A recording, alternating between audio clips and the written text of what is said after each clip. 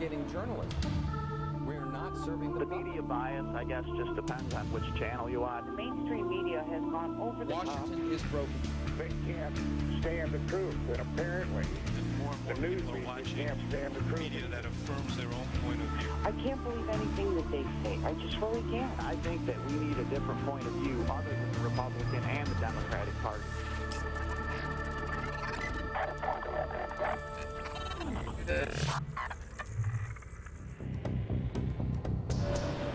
The Congressional EMP Commission, in their final report, indicated that an EMP attack on the United States would turn the technology clock back 150 years. The scud in the tub or the barge off the coast scenario is very real. They laid out a scenario where a very entry-level weapon in the 20-kiloton range was lobbed at a very high altitude over Cincinnati, Ohio. The effects could be so widespread that, in effect, you'd have breakdown of governance. The worst-case scenario is so bad that I think any time I spend on a remedial effort is time taken away from a preventative effort, and this is something that has to be prevented because the country will tear itself apart.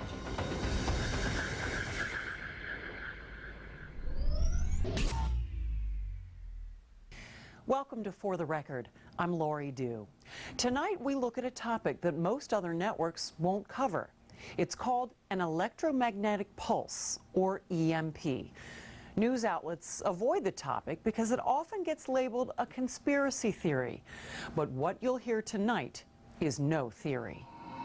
An EMP is a massive electromagnetic pulse. It can be released from a nuclear device detonated at a high altitude, destroying electrical grids for hundreds of miles. The aftermath of such an attack could be devastating. Distribution of food and medicine would be nearly impossible. There would be a shortage of clean water, and first responders would be left with no means of communication. Now, this may sound like something out of an apocalyptic thriller, but this is not fiction. This is a critical national security issue that leaders from both parties take seriously because they know that rogue nations and terrorist groups dream of a world without the United States. A stunning and cowardly strike on the United States. I think the ruthlessness and horror of 9/11 itself, and the fact that for Al-Qaeda, killing Americans was a huge positive value.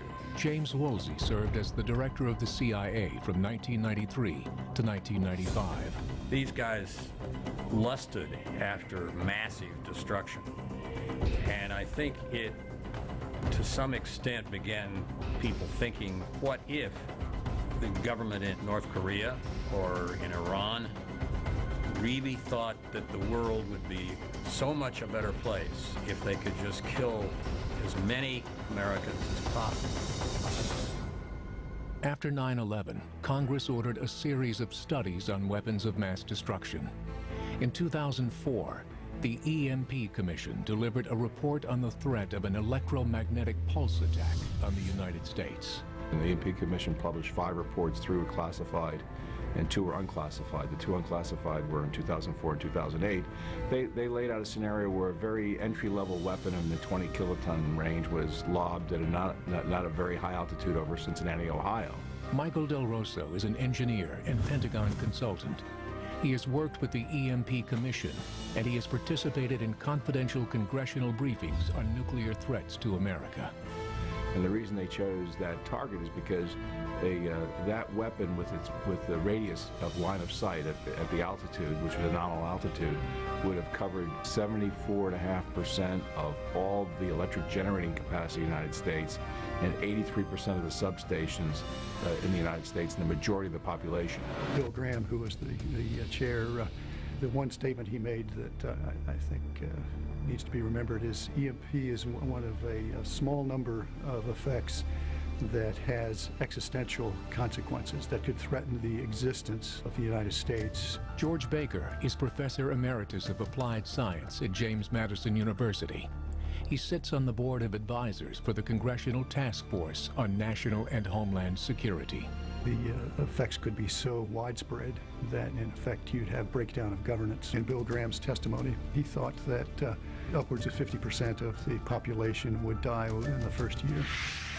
For the Record has learned that in 1995, a Russian think tank presented a report to the Russian army recommending the military align with rogue nations, sharing both weapons of mass destruction and missile technology.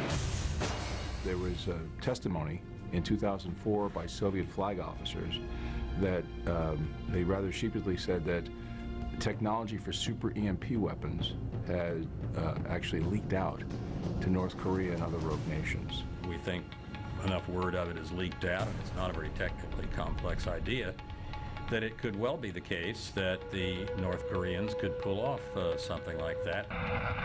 There's no one that will deny with any credibility that the reason why North Korea and Iran are self-professed emerging nuclear threats to the United States of America is because Russia and China want them to be and have enabled them to be. This is not idle thought. This is what nation states like Iran and North Korea have spent billions of dollars developing this capability. They're doing it for a reason, and they say the reason is the fact that they see the United States as their primary adversary. In October 2005, then Iranian President Mahmoud Ahmadinejad held a conference with other nations hostile to the U.S. and Israel. The meeting was titled "The World Without Zionism." He very publicly stated that it was not only desirable to have a world without the United States, but it was achievable. From the podium, Ahmadinejad displayed two large glass spheres, one with the Israeli flag and the other with the American flag, symbolically crashing into the ground. I think it's indicative of the fact that he thinks that to destroy America first, and surely if you even had one nuclear weapon to use, an EMP attack would give you the most bang for the buck. To neuter the United States opens the path to his aspirations of destroying Israel and killing every Jew in the face of the world, which are stated aspirations. I would think, given the degree of hatred that both Iran and North Korea have for us, and given the state of their technologies, that it's a virtual certainty that they're working hard on being able to figure out how to test the components of the system for EMP without testing an all-up system. Russia and China, with their nuclear arsenals and ICBMs, certainly they've been able to do it for decades. But the emerging, we call them nuclear wannabes, North Korea and Iran, they are including EMP-type attacks in their planning scenarios and their planning exercises. The technology is in the hands of not only sometimes aggressive and domineering superpowers like China and Russia, but also in the hands of the likes of Kim Jong-un, and that's a toss of the coin on whether or not somebody like that under pressure would try something like this. Iran is currently engaged in nuclear talks with the United States and 5 other nuclear powers. Iranian leaders have requested that economic sanctions be lifted against their country in exchange for accepting uranium production limits and international inspections. Our story continues when we return. We needed July 9th, 1962. The United States conducted a high-altitude nuclear test over the Pacific Ocean. It was called the Starfish Prime Test, and the electrical pulse from the blast was felt 900 miles away in the Hawaiian Islands. The data collected from that event showed the U.S. military the potential damage an EMP can cause, information they have had for more than 50 years. We have a great deal of modeling, but you don't just have the opportunity to test the aftermath of a nuclear warhead at altitude every day. But we do have all the way back to Bikini Island and the Starfish Prime tests and things of that nature. We noticed that some of the electrical systems and radio systems in Hawaii failed, and that's where people started to realized that there was this something electromagnetic happening. After the Starfish Prime test, the U.S. government immediately took steps to protect military assets. The Department of Defense, as they built out the Minuteman system, the ground system and the missiles, included EMP protection in the Minuteman system. It's been 50 years ago. So we've hardened that capability tremendously, again, at the cost of hundreds and hundreds of millions of dollars. But our civilian grid, upon which 99% of the military's electricity in CONUS is dependent upon, it's essentially unprotected. I think that's largely right. I think the only civilian systems that were hardened were the president's airplane and maybe some of his command and control, assuming you want to consider that civilian. But no one was thinking of protecting the civilian infrastructure. And that is the great conundrum here for me, is that one of two things is true. Either the military has this wrong, and this is no problem, and therefore we should stop spending all the money to harden against it. Or if it is a problem, then we should harden the grid upon which the military depends for 99% of its electricity needs in this country. A Pentagon study made available to For the Record revealed the crippling impact of an EMP strike on the eastern seaboard. The report was based on a simulation where a Scud-type missile was launched from 200 miles off the coast. In this scenario, the nation would lose nearly $800 billion in infrastructure assets, especially large-scale components necessary to maintain the electrical grids. The problem is that the EMP can damage these heavy-duty components in the transmission and distribution lines. These components are so big, and many of them are not manufactured in the United States anymore. We especially don't manufacture the large, extremely high-voltage transformers. Those are done in Germany and South Korea, I think. If those are knocked out, you're talking a year or two probably to replace them if you're lucky. You're talking about trying to harvest with plow horses. These transformers are 2 stories high. They operate at hundreds of thousands of volts. Now there is an effort to recapitalize some of the old manufacturing plants. So hopefully that will be rectified. But right now we have to import them from places like Japan and Germany. Baker says protecting the nation's power grid is critical and should be the first priority. You know, you've got 16 infrastructures out there. DHS has a list of 16. The most critical of the 16 is the electric power grid. That is the most vulnerable. If you've got electricity and other things go out, at least you got lights on so you can see to fix the other things, the other 15 things. Perhaps the most disturbing information uncovered in this story comes from military intelligence, which has collected evidence of mock EMP tests by rogue nations. When you have Iran doing practice runs, as it were, who are launching missiles from water-launched platforms or water-launched capabilities, a better way to put it, and detonating the dummy warhead at apogee, I don't know what other military scenario to ascribe that to. They put satellites in orbit. Their space launch vehicle is really a ballistic missile that can carry weaponized payloads. And on a couple of occasions, they've launched Shalut missiles from barges in the Caspian Sea and detonated them at apogee, which is exactly the profile that would happen if you were to launch a ship-borne EMP attack against the United States of America. In September 2012, the Iranian Navy announced plans to start missions in the Atlantic Ocean and Gulf of Mexico, technically in international waters, but just off the U.S. coast. That directive came after the Revolutionary Guard test-launched a ballistic missile at sea. I will just tell you that the scud in the tub or the barge off the coast scenario is very real, and the challenge is, you know, I chair the Missile Defense Caucus here in the Congress, and I'm very aware of what our missile defense capability is. And that kind of scenario presents the greatest challenge to our missile defense system, simply because it doesn't give us time to react. You could actually easily on a barge or a freighter in a container-sized enclosure have an erector launcher to launch a Scud or a Shalut missile. And from the Gulf of Mexico, radar wouldn't even see it, and detonated over the continental United States. Shared space technology from China and Russia has expanded missile delivery options for rogue nations.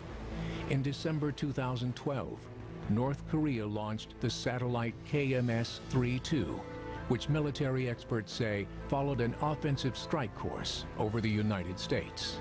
So in April, at the time of heightened tension over North Korea's nuclear program, there was literally a satellite hovering over the Midwest and the eastern portion of the United States in multiple orbital paths during that entire month. We did nothing about it.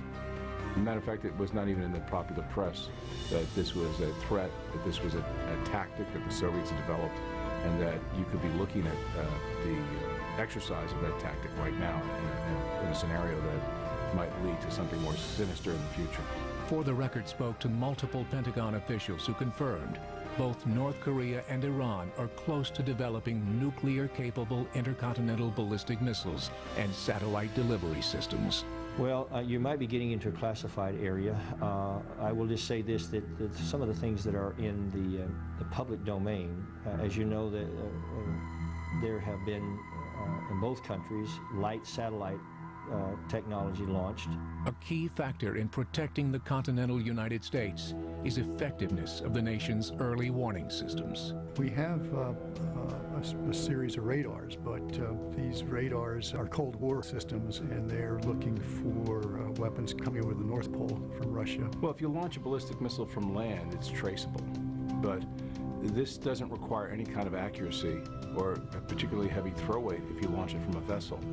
And the sad truth is that not only do we not have a national missile defense, we just have two-point anti-ballistic missile systems, one in Vandenberg and one in Fort Greely in Alaska, but we don't even have radar that looks south.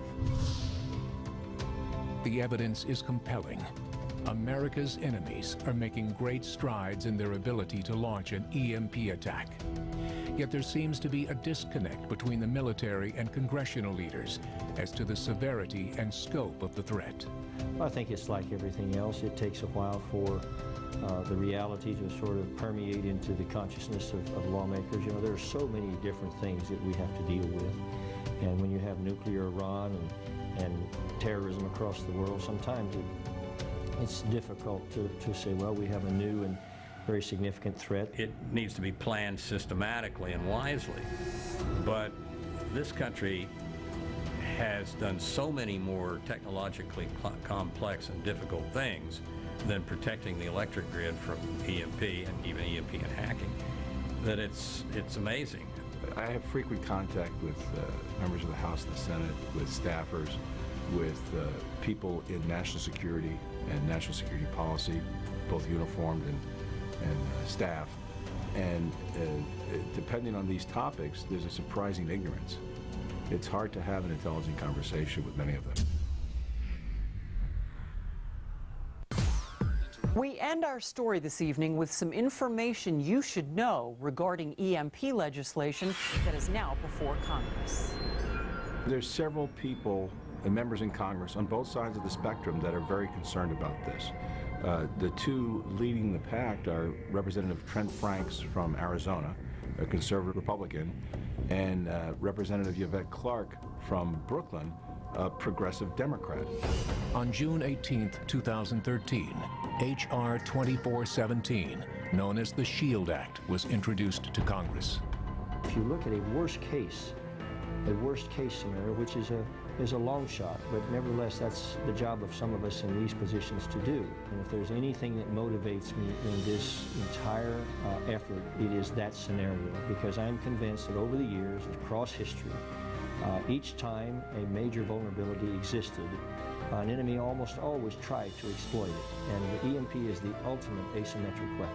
The SHIELD Act would push the federal government to install grid-saving devices and surge protectors that could save giant transformers and power systems from an EMP. The bill's co-sponsor believes time is running out as a nuclear Iran becomes a major threat. I am convinced with all of my heart that if Iran gains nuclear weapons, that this world will step into the shadow of nuclear terrorism, and that EMP will be a vital threat to this country and to other civilizations. And it's our job as people that have the privilege and the profound responsibility of being guardians of humanity to to intervene if we can.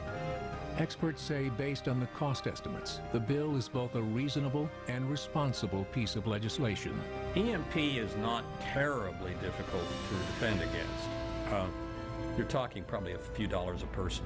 What that bill does is it empowers FERC, the Federal Energy Regulatory Commission, to require the electric industry to protect our grid. It's ironic that the most critical infrastructure, the electric grid, is also the most vulnerable to this effect. On June 21st, the bill was referred to the Subcommittee on Energy and Power. As of the air date of this story, the bill remains in committee. Meanwhile, there is no federal agency that has a direct responsibility to protect the United States electrical infrastructure. Nobody's in charge of the electric grid. Do you think Department of Energy? No. Department of Energy basically works on nuclear waste and funds nuclear laboratories. There's a small office that deals with electric grids, but nobody that has any real power. This is something that is not being dealt with. It is improvements in it are fought by industry, and it's extremely frustrating because it's very dangerous to let this grid sit there the way it is while the Russians and Chinese have fully and completely protected theirs. Yes. They're ready for one. Yes. What does that tell you? Well, it tells you that on this issue, the Russians and Chinese are more responsible than we are. In 2004, the Congressional EMP Commission estimated that it would take a one-time investment of $2 billion to harden the entire U.S. electrical grid against an EMP. Today, that estimate has actually been reduced to $500 million. That's less than 1% of what the Government Accountability Office reported was wasted in 2012. And that's our show for this evening. Thank you for joining us on For the Record. We'll see you next time.